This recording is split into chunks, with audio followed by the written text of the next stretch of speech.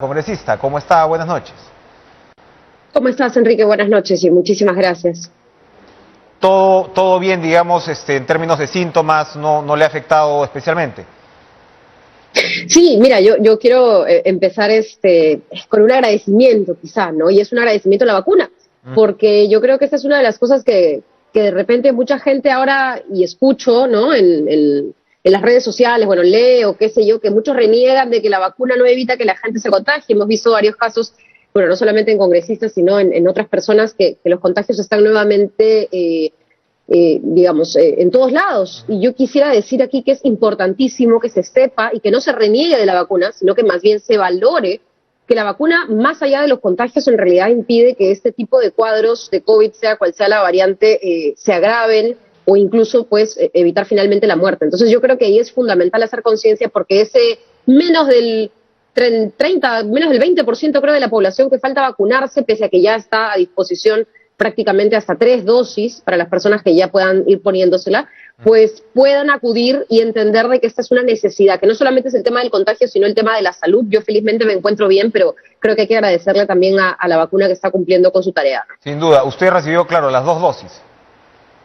Sí, las 2 dosis, y recién todavía en un tiempo más podría hacerme la tercera dosis de acuerdo a lo estipulado. Y las 2 dosis, como usted misma subraya, pues han sido suficientes para que esto no pase a mayores, lo cual, ¿no? Como usted señala, es una buena noticia y reitera la eficacia de la vacuna. Es importante poder volver, ¿no? al tema y realmente animar a quienes, como usted señala, son escépticos con esta situación, que recuerden que finalmente la vacuna es lo que puede realmente hacer una diferencia.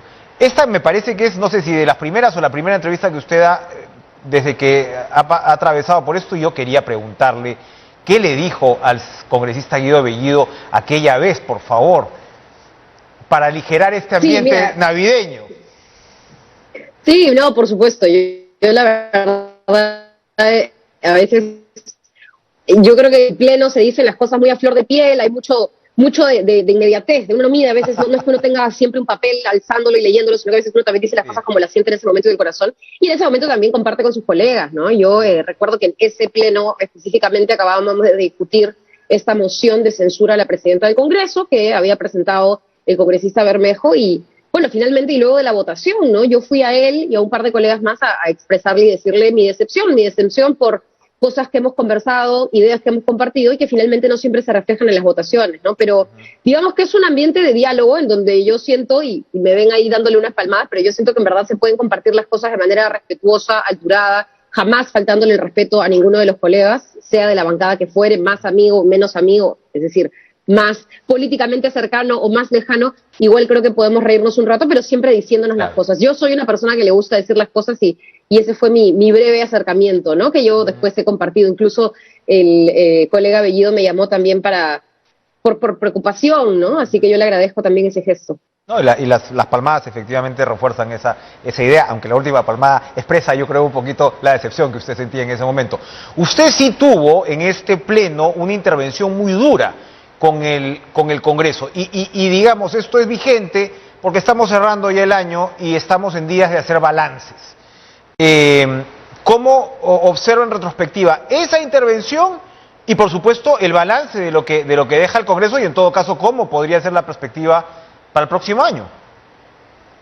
Sí, mira, yo creo que más que una intervención que son 2 o 3 minutos en el Pleno del Congreso, que es una vez a la semana, con suerte, no sé si con suerte, pero en todo caso a veces 2 veces a la semana, creo que lo más importante es en realidad nuestro trabajo. No solamente los minutos en el Pleno que uno habla y dice cosas de tal o cual forma, sino que en realidad, más allá incluso de los proyectos de ley, es qué tanto se está haciendo en nuestra labor de representación, en nuestra labor de transparencia, en nuestra labor para la que finalmente fuimos escogidos, y que tanto más bien en algunos otros casos se está pues poniendo murallas, obstruyendo, atacando, queriendo sacar rédito político para tu organización, y eso de repente no es, o sea, esa etapa ya pasó, no, ya no estamos en una campaña de confrontación política, sino estamos en una si se quiere decirlo, no sé cómo ponerlo, pero una campaña por la gente. Y eso no está calando en muchos congresistas. Entonces, yo en ese sentido sí sé que hay muchos colegas con un trabajo valioso, ojo, eso jamás lo voy a desmerecer, pero creo que eso es lo que tiene que resaltar por sobre las otras cosas. Y cuando eso suceda, yo creo que la propia gente nos va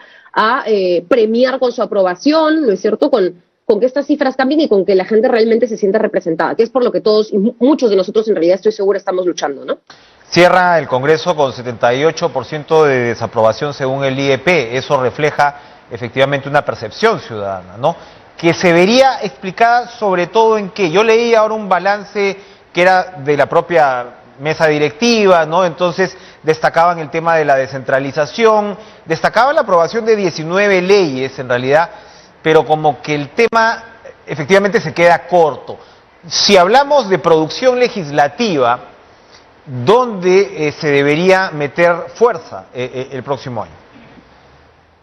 Sí, yo creo en realidad, mira, hay demasiadas cosas, hay demasiados temas, creo que cada congresista está hallando un poco su fuerte o está hallando un poco, digamos, las agendas o las personas por las cuales también uno a veces prioriza ciertos trabajos. Yo particularmente, por ejemplo, voy asumiendo compromisos a medida que también voy trabajando en mis semanas de representación con diversos sectores, ¿no? Yo he tenido un compromiso muy fuerte con el tema sindical porque creo que el tema trabajo es fundamental, no solamente visto desde el lado de la generación de empleo, sino también visto del lado de la mejora de las condiciones laborales.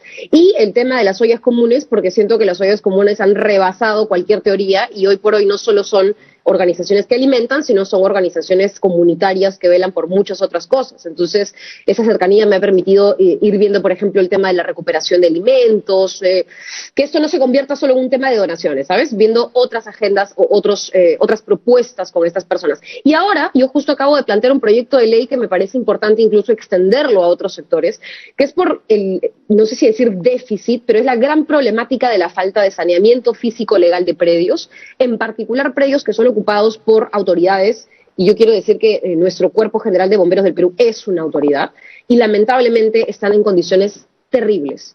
Y como, claro, no está, digamos, en nuestras manos dar el dinero que solucionaría todo, que además es muchísimo, ellos mismos como Comandancia General han hecho un cálculo y es tremendo el presupuesto que se necesitaría para con uniformes, equipo, máquinas, vehículos, etcétera.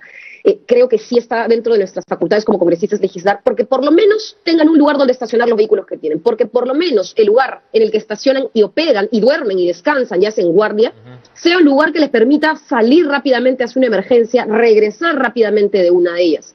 Y no es lo que sucede. Vemos desmonte, informalidad que bloquea las vías, no pueden llegar a tiempo a las emergencias, no tienen predios a veces con agua y desagüe, o sea, es tremendo, ¿no? Y yo quiero avanzar un poquito, he querido avanzar, he presentado solamente nada más que ayer o antes de ayer, si no me equivoco, a través de mesa de partes virtual, la virtualidad nos ayuda mucho también, este último proyecto de ley, y creo que ahí hay que ir avanzando, ¿no? Hay muchos sectores que en realidad reclaman nuestra atención.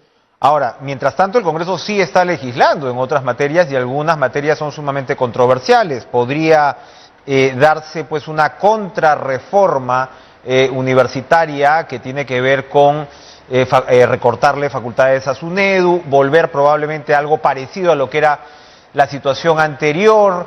Y allí hay, digamos, actores de Juntos por el Perú que parecen reivindicar cierta parte de esta agenda por el lado de la recuperación de la autoridad de la universidad pública, etcétera, pero esto es muy controversial. ¿Cuál es su posición al respecto? No, nosotros, y sobre todo quien te habla, quien viene además de una... Perdón, la gata acaba de botar una mesita. Es quien te habla, en realidad yo vengo de la lucha estudiantil, yo vengo de defender además la reforma universitaria, en tanto estábamos como estudiantes cansados de la ANR, de una Asamblea Nacional de Rectores que era un cogollo de favores que felizmente, luego de la reforma y con SUNEDU, se ha, digamos, desenredado, ¿no es cierto? Creo que es imposible que alguien como nosotros, y sobre todo creo hablar por toda la bancada, pueda de alguna manera estar del lado de este retroceso que en algunos casos se está planteando. Nosotros creemos que esto va más allá de las personas, sino va con iniciativas concretas que no vamos a avalar. Sí, esto lo digo también porque hemos hablado y se ha discutido en el pleno pasado, en el último pleno en realidad del año, lo cual me parece hasta inverosímil o no sé si anecdótico, ¿no? En el último pleno hemos discutido la interpelación de un ministro Y sí creo que ahí volvemos a hablar, ¿no es cierto?, de cómo constantemente se está atacando al gobierno desde todos los flancos. Y cada ministro que viene y cada ministro que toca siempre tiene un tema, siempre tiene una duda, ¿no? Porque no hay, digamos, una certeza, pero hay una duda y frente a lo cual pedimos se le censure, pedimos se le interpele, etcétera. Entonces, más allá de esos esfuerzos que yo creo que son, digamos, parte de una crisis que algunos solo quieren agravar y no solucionar, sí estamos del lado de una reforma universitaria de cara a la transparencia, de cara a la meritocracia, de cara a fortalecer la SUNEDU y no destruirla. Por eso, por ese lado, yo creo que no hay ninguna duda con Juntos por el Perú. ¿Está de acuerdo con la censura del ministro Gallardo que ya se produjo? Mira, nosotros votamos en contra de la censura. Entendemos que hay cosas que mejorar. Entendemos también que incluso, no solamente en el sector educación, sino también en otros aspectos del gabinete, yo he sido crítica en varios puntos en donde creo se debería fortalecer más el trabajo. Y yo creo que si este cambio va a permitir que se hagan mejoras o que se hagan, digamos, más visibles las líneas de trabajo, pues en buena hora. Pero nosotros creemos que por encima de todo está el presidente, sus ministros, la gobernabilidad. Y sí creemos que, alcanzadas las críticas, varias de esas cosas tienen que mejorar, ¿no? Necesitamos también algunos criterios de MIDIS que tienen que mejorar, necesitamos también la reforma tributaria que ha quedado en nada, que el MEF envíe sus proyectos de ley, necesitamos que cada uno de los ministerios también se ponga las pilas, y creo que en eso varios congresistas estamos, ¿no? La reforma tributaria que ha quedado en nada, efectivamente, porque bueno, digamos, se ha cortado las uñas o los dientes, en todo caso, de lo que tenía que ver, por ejemplo, con el tema minero, no, con el tema de tasas, etcétera, etcétera, y de hecho por eso ha anunciado, o ustedes, mejor dicho, no apoyan el dictamen de Juntos por el Perú sobre estas facultades tributarias recortadas. ¿Es posible sacar desde la perspectiva de Juntos por el Perú una reforma tributaria por otra vía, precisamente por la vía de proyectos de ley? ¿Es posible llegar a consensos alrededor de estos? Mira, yo siento que va a ser un camino muy empedrado, muy difícil. Porque este tema de las facultades es un tema técnico, no es un tema político. La discusión de una reforma tributaria en torno a temas tan complejos, tan técnicos, ¿no es cierto? El tema del margen de utilidades, el tema de todo lo que tiene que ver con la minería que se quería modificar, ¿no es cierto? Que lo discutan 130 congresistas que son netamente políticos, parlamentarios. Yo creo que va a desdibujar varios de los proyectos de ley que hacen bien. Y la verdad es que yo siento que ahí el gobierno tiene que hacer más esfuerzos para que esto pase finalmente por el Ejecutivo, porque es un tema técnico. Ahora, yo sí creo, y por ahí también explicar un poco nuestro voto en contra, ¿no? Fue una conversación muy profunda que tuve con varios colegas a la hora de, en el mismo pleno, ¿no es cierto? En el mismo ojo de la tormenta nos decíamos, si votamos en contra, de repente nos quedamos sin nada, pero si votamos a favor, estamos votando a favor de recortar prácticamente 10.000, 11.000 soles, 11.000 millones de soles, de los que se podrían haber recaudado, porque la propuesta de reforma tributaria del Ejecutivo iba a permitir recaudar, por poner una cifra no tan exacta, 12.000 millones. Y con eso que hemos aprobado, a la justa sí recaudaríamos 1.000.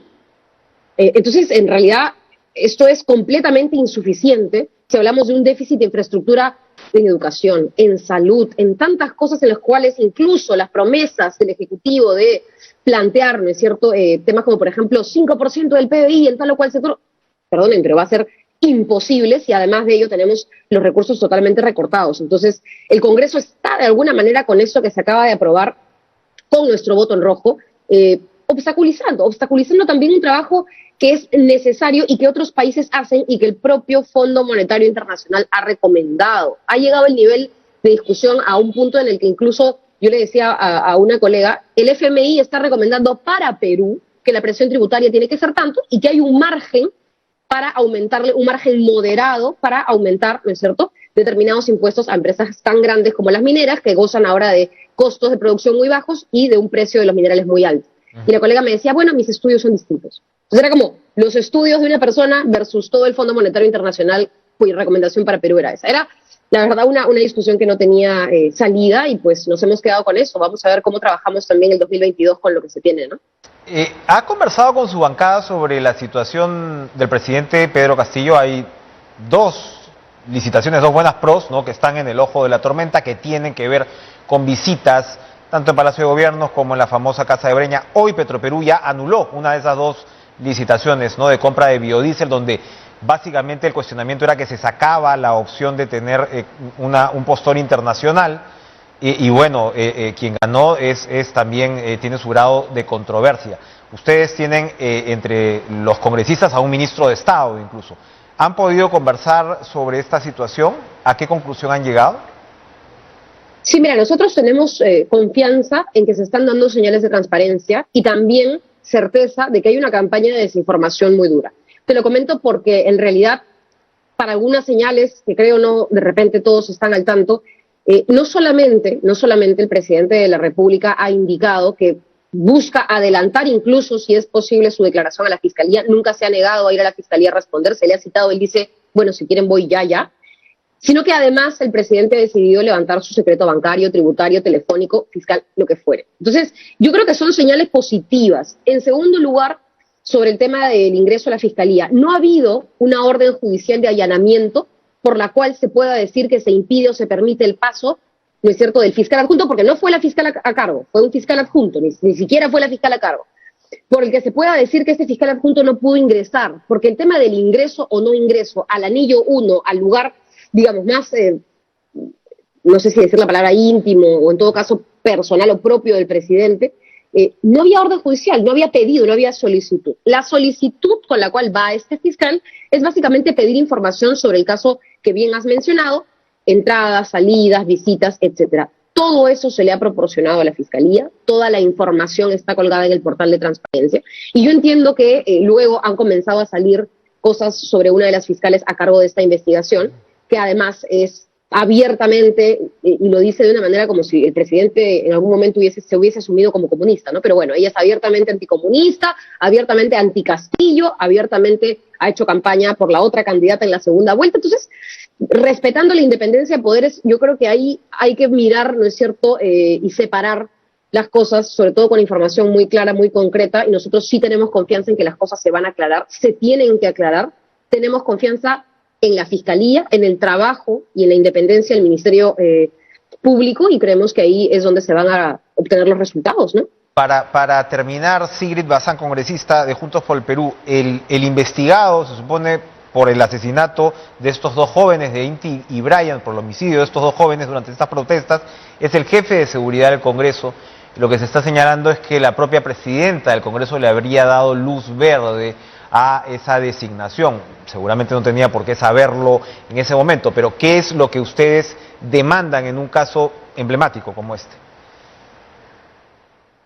Mira, yo a diferencia de algunos colegas, yo no ostento la autoridad para demandar que se contrate o se despida gente. Yo solamente voy a decir que me parece terrible. Sé que, guardando las formalidades, la presidenta del Congreso no es la que contrata, ¿no es cierto?, a esta persona, pero sí es la que sabe y da, como tú has dicho, el visto bueno o la luz verde para que esta persona esté donde está. Yo creo que una persona que no solamente ha sido investigada por el tema de Inti y Brian, concretamente por el asesinato de Inti y Brian, una persona que está siendo investigada por temas vinculados a corrupción, que incluso ha sido acusada de golpear a una suboficial. Nosotros como congresistas tenemos suboficiales que velan por nuestra salud, por nuestra seguridad, y una persona tan cuestionada, yo creo que la verdad no corresponde, ¿no? Hablando de la meritocracia, ojalá que eso se viera en todos lados, pues ojalá que eso también se viera por quienes están como jefes de seguridad del Congreso. Yo lamento que esta decisión continúe, pero bueno, pues ahí también vamos a ver cómo este señor ha sido tan cercano al entorno del señor Merino y qué razones tendrá para estar donde está. Yo lo que creo es que estas cosas hablan muy mal, y dejan mucho más que mi intervención o que cualquier intervención en el Pleno, dejan mal parado a la institución. Estas cosas son las que hacen que la gente desconfíe en la institución, que personas cuestionadas también estén nombradas ahí, porque si no, ¿no es cierto?, atacamos todo lo del Ejecutivo, no me gusta tal, no me gusta cual, pero quiero que pase, ¿no es cierto?, piola, como se dice informalmente, las designaciones que más bien están dándose en el Congreso. Y creo que ahí hay un doble rasero que habría que solucionar. Yo espero que esto se evalúe, por lo menos. Como te digo, no tengo ni me siento con la autoridad moral para decirle a nadie qué cosa hacer, pero que esto se evalúe y que se tomen las decisiones correspondientes. Sigrid Bazán, congresista de Juntos por el Perú, gracias por estar con nosotros. Termine usted de recuperarse y pase una feliz Navidad. Gracias por acompañarnos hoy en Cara a Cara.